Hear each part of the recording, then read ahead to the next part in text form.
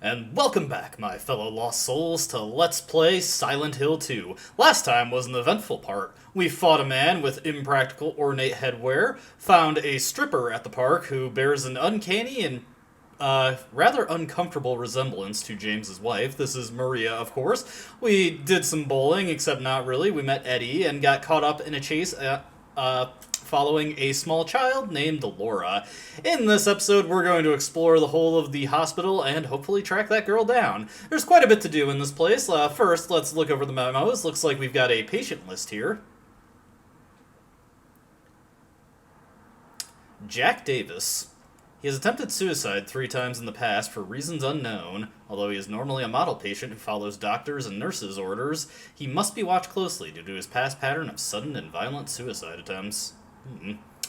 Sounds like I mentioned this previously, but this is indeed a mental hospital rather than one that just treats physical ailments. His illness seems to be rooted in... I'm sorry, I missed that. I think it was Joseph Birkin. His illness seems to be rooted in the fact that he believes he is guilty of causing his daughter's death. His symptoms suggest a psychotic break and paranoid delusions. Normally calm, but has a tendency towards violence when excited. Last one is Joshua Lewis. History of hospitalization as well as numerous assault, battery, and other violent offenses. He has a strong persecution complex and a tendency to solve things through violence. Extreme caution necessary. Sounds like the people at Brookhaven are exceptionally troubled. I wonder if that list is possibly allegorical for anything. Yeah, probably nothing. I'm probably overthinking it. Got a health drink on this table. Rather annoyingly, James in this room looks in Maria's direction, and that always makes me think there's an item to pick up in here, but no, there isn't. James just can't help but stare. There's another memo for us to read. Sorry, Maria. Something is written here. The potential for this illness exists in all people, and under the right circumstances, any man or woman could be driven, like him, to the other side. The other side, perhaps, may not be the best way to phrase it. After all, there is no wall between here and there. It lies on the borders where reality and unreality intersect. It is a place both close and distant. Some say it isn't even an illness. I cannot agree with them. I'm a doctor, not a philosopher, or even a psychiatrist. But sometimes I have to ask myself this question. It's true that, to us, his imaginings are nothing but the inventions of a busy mind, but to him, there simply is no other reality. Furthermore, he is happy there. So why, I ask myself, why in the name of healing him must we drag him painfully into the world of our own reality? Something else is written by hand. Got the key from Joseph. It's probably the key to that box. And we get the purple bowl key. This is the first of 4 keys that we have to collect. 2 of them are physical keys, the other 2 are codes. And what we get for collecting all these keys, well, we'll discuss that when it becomes relevant. Now, there is one more room to check out on the first floor. Sorry, throat's a little gunked up. But it is currently locked, and we have to go deeper into the hospital to get the key for it. Now, if I were just doing this as a personal, casual run, I already know a code that we need to know to get further into the 3rd floor, and I would go up there first just because there's a very handy reason for doing so, but we're not going to do that. Actually, let's just check out down here. As you can see, the basement is blocked off, but the hospital does in fact have a basement. Wonder if that's going to become relevant later. On your first playthrough, you're intended to go to the 2nd floor first, so that's what we're going to do. And when we get onto the 2nd floor, we want to be careful. I'm going to immediately start strafing to the right. Okay, so let's see. We have enemies to deal with. Inside the hospital, we of course got nurses, and that's bad. Oh, whoop, I am going the way wrong way here. Whoop. Luckily, they're not going after Maria. Uh-oh. Nope, never mind. Oh dear. This is going terrible. Yep. James, take your aim and protect Maria. Okay, geez, I am getting walloped here. Yeah, this is not going as planned. So Maria just took a massive beating there, and I am wasting way more bullets than I intended to.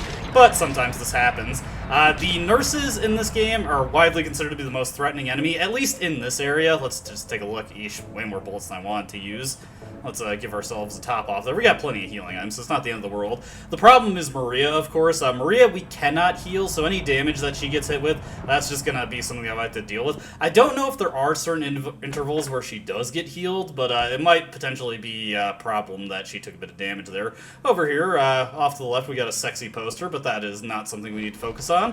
What we want to look at is inside this lab jacket and get an examination room key. This is the key to an examination room on the first floor. Heading back out in the hallway, the nurses have a high chance of respawning, so we want to just quickly go into the women's locker room on the opposite side. There's a couple more interesting items for us to collect here. First, James is going to pay attention to this bear on the table, but what we actually want to look at is in here. As you would expect, the women's locker room has the mandatory hospital shotgun, so let's just take that. And we've got our next new gun. Very good one. The shotgun is the best gun in the game, but we don't have any additional ammo for it besides what it comes loaded with. So we're going to kind of be hoarding what we get for now, because it's going to come in handy for a boss fight. Now, examining this bear... Ow! What's wrong? I just pricked myself. Are you okay? Yeah.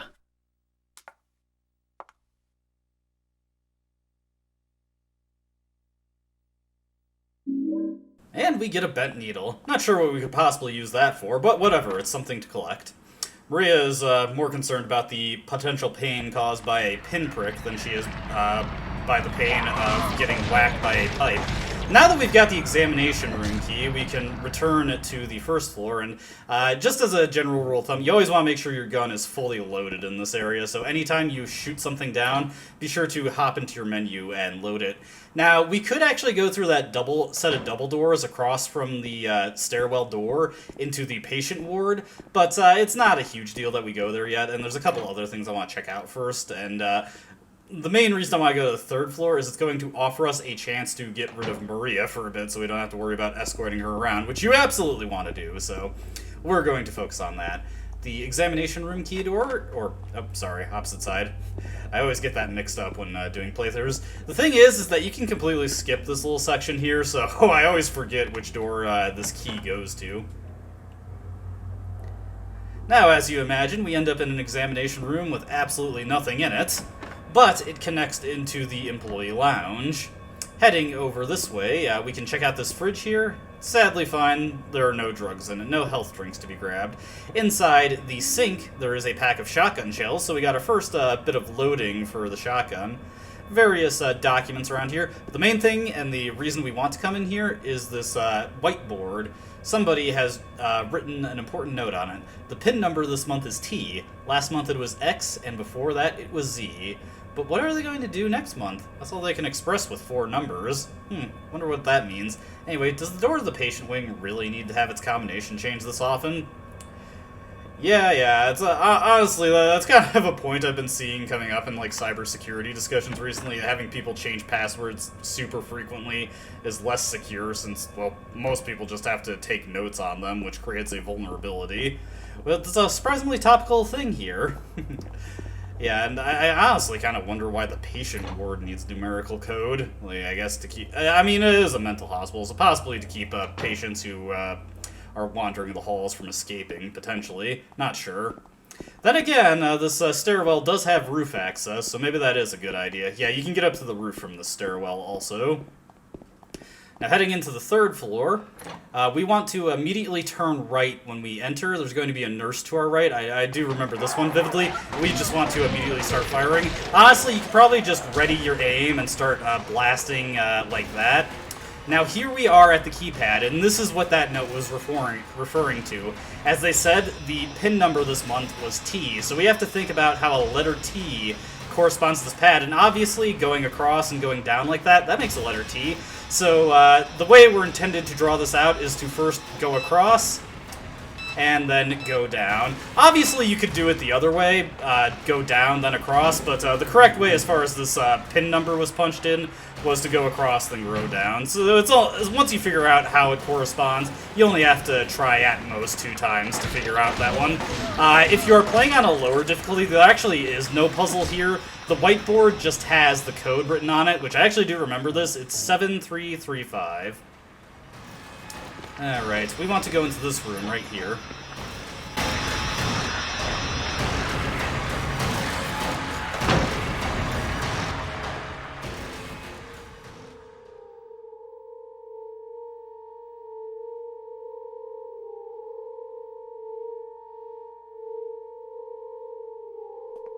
James. Wait a minute. I'm kind of tired.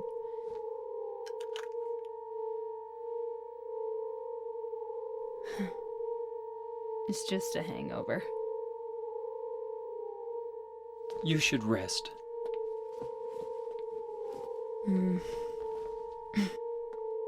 So comfy. I'm gonna go look for her. For Laura. I'll be back as soon as I can.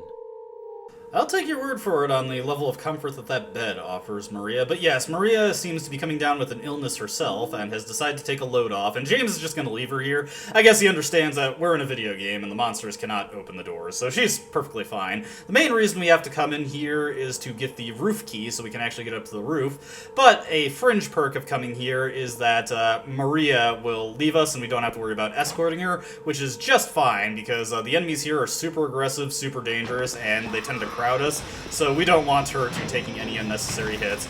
We're going to, oh, come on. Well, I was saying, we're going to immediately go for the roof now. Oof, that was close. Alright, do another few shots there, and what the heck, we may as well kill the other one that's closing in on us. I believe there's an item we can grab in here, so it's not a complete waste of time doing this. We do want to be mindful of our bullets. At this point, we can be a bit more free with our bullets. Yes, first aid kit. We can be a bit more free with our ammunition expenditure. We're not really saving it for the Pyramid Head fight anymore.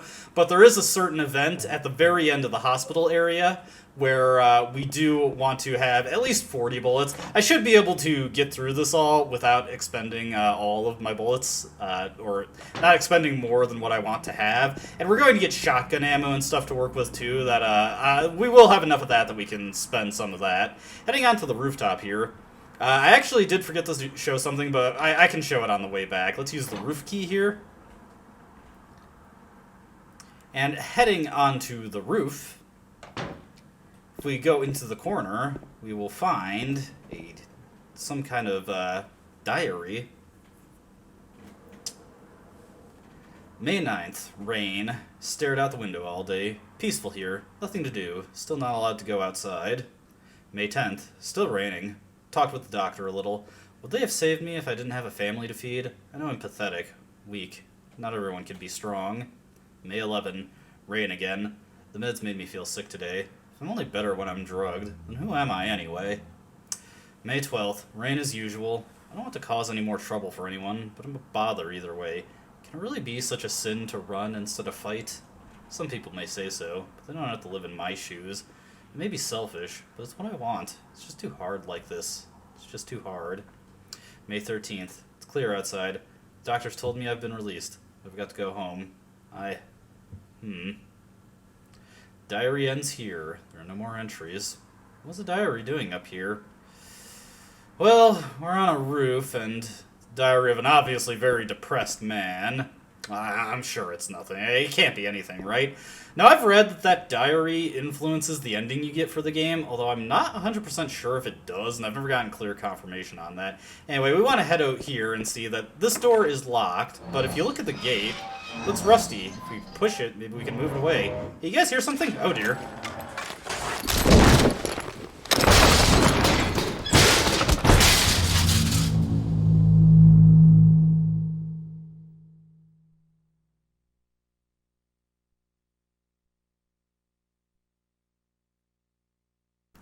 Oof.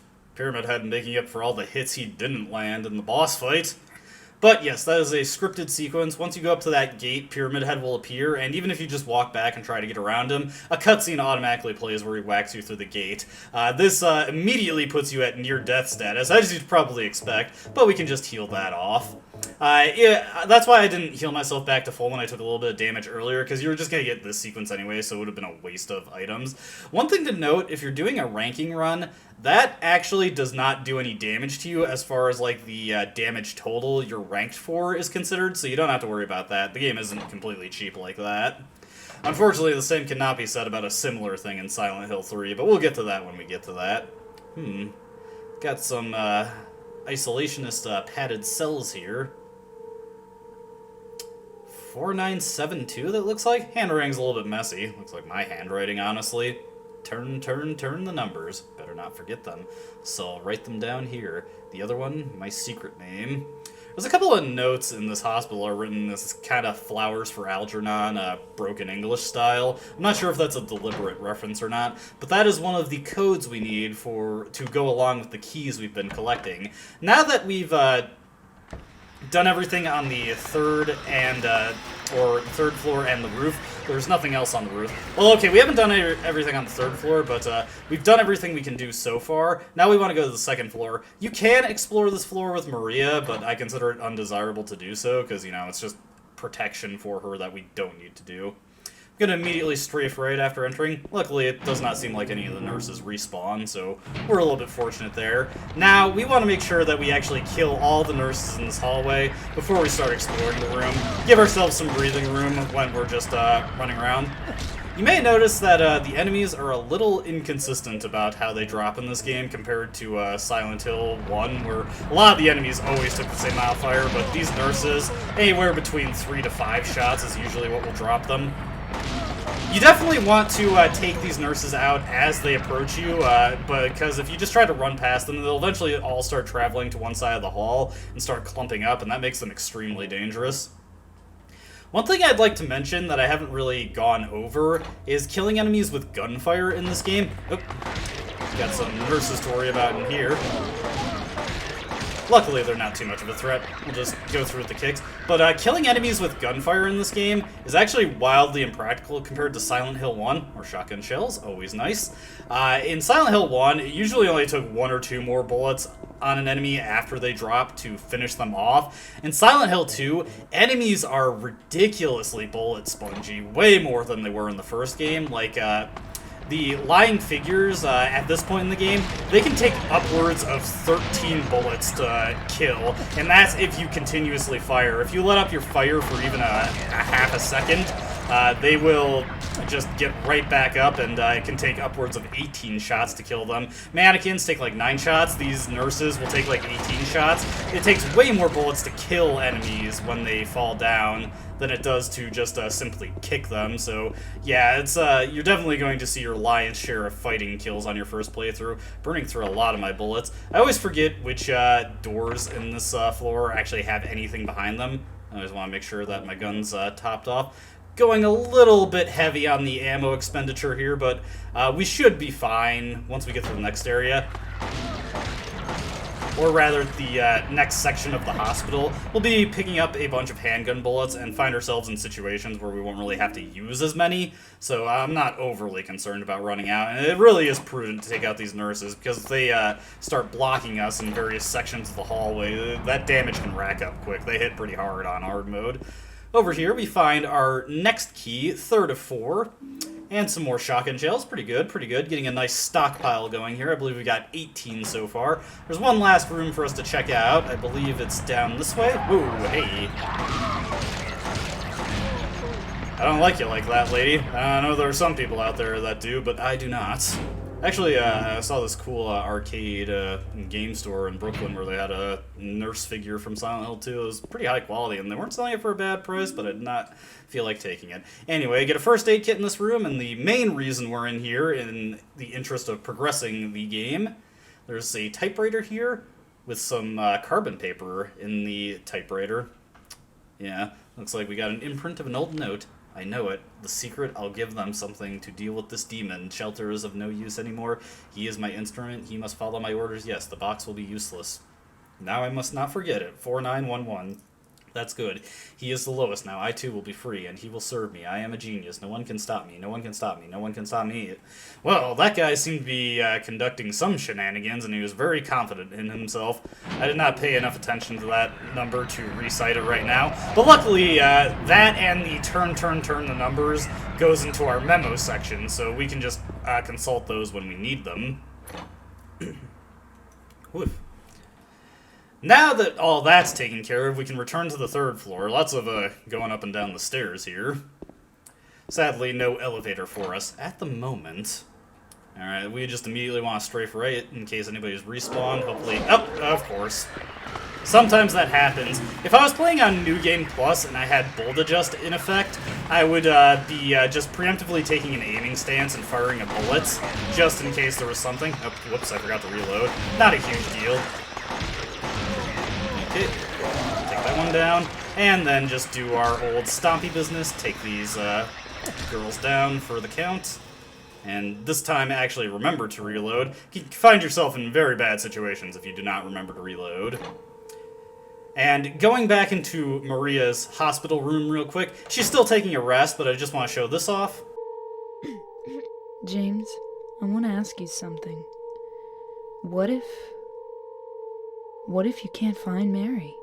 What will you do? I haven't thought about that. James is not exactly a long-term thinker. You don't have to talk to Maria, but if you're trying to get the ending tied to her, talking to Maria in this hospital room does influence that, and in fact, it is one of the spammable actions that you can take to get a lot of points towards Maria's ending. So if you want to get that ending, one of the easy things you can do to influence it... Oh, jeez. Luckily, the mannequins are just so slow and lethargic and not at all threatening. But one of the things you can do to speed up getting that ending is to just talk to, or influence getting that ending, is to talk to Maria a ton, and that will just give you a ton of points towards it. Heading into this room, there's nothing critical, but there is a save point and a health drink for us to take. We're running a little low on bullets here, so now's as good a time as any to show off the steel pipe, since we've got a non-threatening mannequin to deal with, and I can probably put it to work against nurses too, should I need to. Alright, so we're just going to whack this thing repeatedly, press the button thermally, and you can do an overhead swing that does some pretty good damage. As you can see, mannequins are just so slow and unthreatening, we can just easily brain them with the steel pipe. Good way to save a little bit of ammo if you're running short like I am. Now, let's see here. Louise, I'll take care of you forever. It is my destiny. And we've got a box here. Looks like it's got 4 different locks attached to it. And we've gotten 2 codes and 2 keys. Now we have an opportunity to show off a new mechanic in Silent Hill 2 with the items, combining. It doesn't work like it does in Resident Evil, where you literally mix 2 items together to get a new one. Instead, you can combine to basically put an item in James's hand or his stock, and then you can use it in tandem with another item to use multiple items at once. And there's one instance where combine, or actually 2 instances, one of which is coming up very shortly, where you use the combine function to use like you would expect. It still works more like a stocking inventory thing, but you do use it to like combine items to get a new item in the way that they're used. Now, since I've been yapping on, I haven't exactly memorized the notes like I typically do, so we just want to look at the turn the numbers, just to refresh ourselves on that one. That one's 49... Actually, I said 4972. I think that's 4973. Yeah, like I said, the handwriting's a little messy, so sometimes it can be hard to tell what it is. So 4973, and whoop, 4911, I think that said. I better just check again to make sure. So, yeah, 4911. Okay. With that, we can actually manipulate those locks and put in the codes. So obviously, the turning one, luckily, starts at one of the first numbers. So turn the numbers, 4973. Or was it 2? Oh, geez, did I already forget? I'm going to have to reference that one. Oh, I bet I'm mixing up the 2 codes because they're relatively similar. Let me look again. Oh, this is so embarrassing. Somebody is screaming at the monitor right now, like, you remembered that wrong already, and I apologize. I have a... it looks like 4973, maybe 5973? This is actually the first time in a while I've gotten a code that I was not able to decipher. So let me try this again. I think that's 973, so let's just... move this one around. Okay, yes, it was 5973. People in the comments, please back me up here. That looked like a 4, right? And there are a few strands of hair, presumably belonging to the Louise. Now, a lot of people have theorized that the guy in this room is a stalker who was obsessed with a nurse and got some hair from her. But I actually think the purple bowl key, the doctor's note mentioned it belonged to Joseph, which matches up with the Joseph in the patient list, who had a dead daughter. So I believe this hair actually belongs to his deceased daughter. Silent Hill 3 has a more honest-to-goodness stalker. In fact, 2 is very unpleasant how the topic is handled. Interestingly, I was just experimenting with holding the buttons there. In Silent Hill 2, the PC version, to use light attacks repeatedly, you can hold the buttons, but it looks like in this version of the game, if you hold the button, James will repeatedly do the heavy strike instead. Anyways, the next room we need to head into is this room right here. It is a shower room with a drain with some green goop going into it. But it also looks like there's something stuck in the drainage pipe. Unfortunately, there's no drainage ditch with a hole that we could plug up with a rubber ball to use. But if we had something long and narrow, perhaps we could reach it. Well, this is where we kind of gotta lean into James's inner MacGyver. We got a bent needle, and we got some strands of hair, which are kind of like a string or a rope. So let's just combine those two together and, make ourselves a little hook. Do some drain fishing. And what do we find in the drain? Yeah, with how little James stuck that in there, I genuinely question if he could not have gotten this with his fingers, but whatever. You know, these adventure game protagonists, they always gotta do things the complicated way. And also, Home Depots does not exist in their universe. Although, okay, in fairness to James, he has a reason to not go to Home Depot in this case. Also, the elevator key conveniently goes to the elevator in the same hall. The floor we need to go to is the first floor, so let's just make our way down there. Haven't seen hide nor hair of Laura. Remember, that is the whole reason we came in here, was to find that little girl, and we just haven't seen her at all. Alright, preemptively, just so I don't have to worry about remembering it for later, I'm going to equip the shotgun and just top up my health. There we go. And there is one more room that is just an optional room, but it has some more ammo for us. This is C3 right here. Heading into here, got some bullets off to the side, got some shotgun shells, always nice, and package of handgun ammo, always handy. Now, let's go into room C2, which has a cutscene that awaits us, so go on in, and...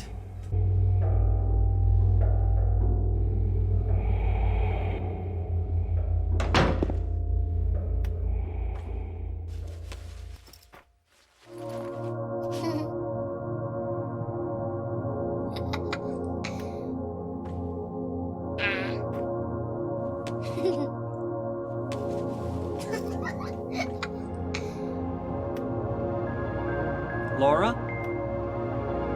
Huh? You know my name? Eddie told me. That big fat blabbermouth. How do you know about Mary? What's the big deal? Why can't you just tell me? You gonna yell at me if I don't? No, I won't.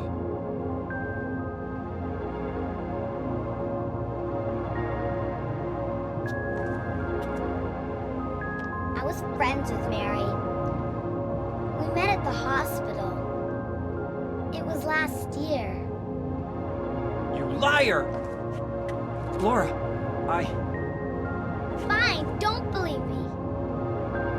But last year, Mary was already...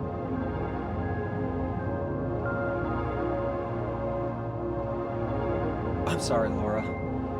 Anyway, let's go.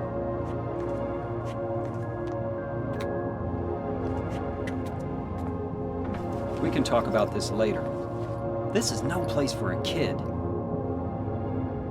There are all sorts of strange things around here. I can't believe you haven't even gotten a scratch on you. Why should I?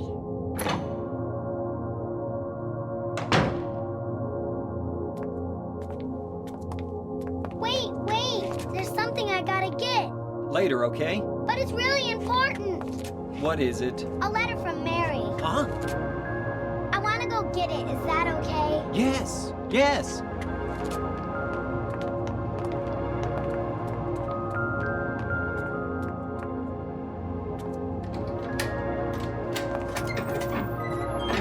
Come on, hurry up. Is it in there?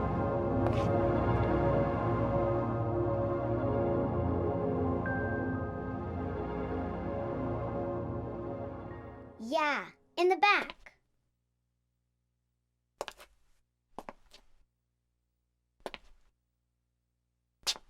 What are you doing, Laura?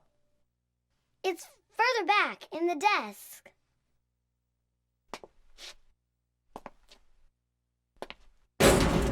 Laura! What are you doing?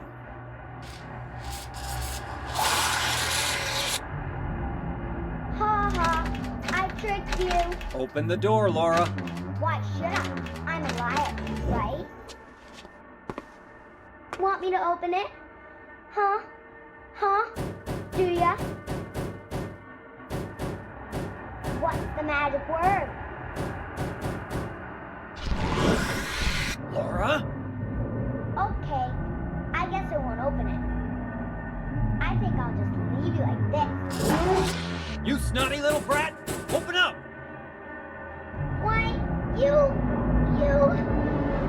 Laura? You hurt me! Laura does not seem to be aware of how dangerous this situation is. Anyway, here is our next boss, the Flesh Lips. You may have noticed some subtle imagery with this boss. Anyways, this is a very simplistic fight. You equip the shotgun, you fire 2 shots, you run past, and then you just turn, fire 2 more shots. Using this rhythm, it'll look like they're about to hit you, but they never actually will, so you can just safely do this. You don't even have to move that far to get around them.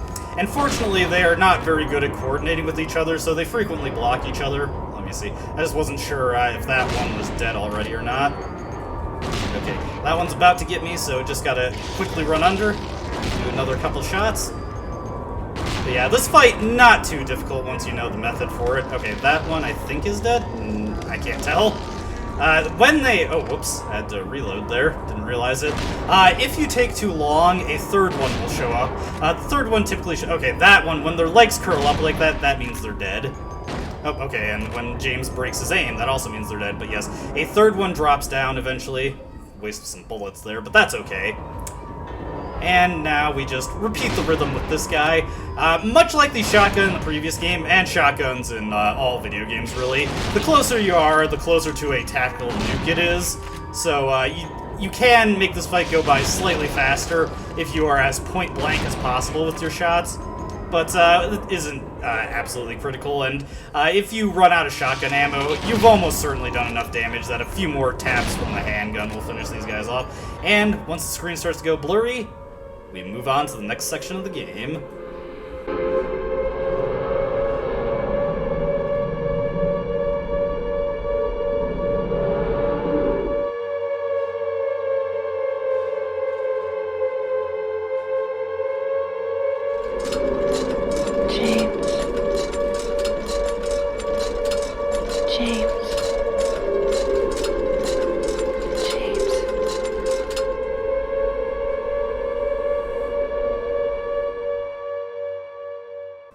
And with that, we find ourselves in the Otherworld Hospital. Our first instance of seeing the Otherworld in this game.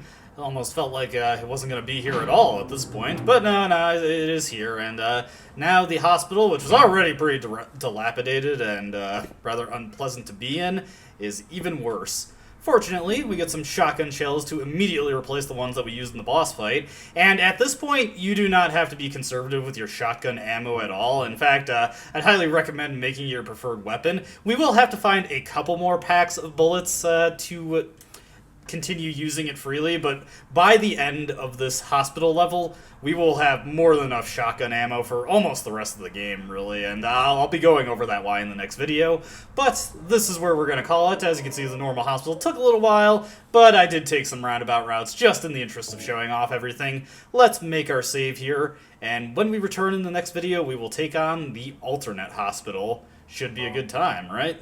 Alright, as always, hope you enjoyed watching. I hope to see you in the next video. Until then, though, goodbye.